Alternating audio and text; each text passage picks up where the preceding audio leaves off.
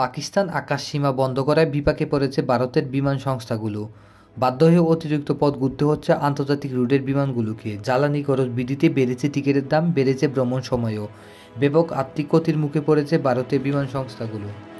কাশ্মীরে বয়ে বয়ে সন্ত্রাসী হামলায় ভারত পাকিস্তানের সম্পর্কে বিভাজন দেখা দিয়েছে। দুদেশের পাল্টাপাল্টি পদক্ষেপে পাকিস্তান তার আকাশসীমায় নিষিদ্ধ করে ভারতীয় বিমান প্রবেশ। এতেই বিপাকে তারা।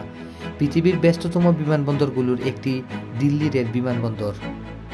পাকিস্তানের আকাশসীমা ব্যবহার করে সহজেই পৌঁছানো যায় মধ্যপ্রাচ্য কিংবা পশ্চিমা দেশগুলোতে।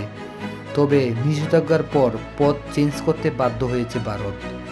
ভারত থেকে আজারবাইজানের উদ্দেশ্যে একটি ফ্লাইট রওনা হয়, যার সময় লাগে 5 ঘন্টা 43 মিনিট, যা আগের সময়ের তুলনায় 40 মিনিট বেশি।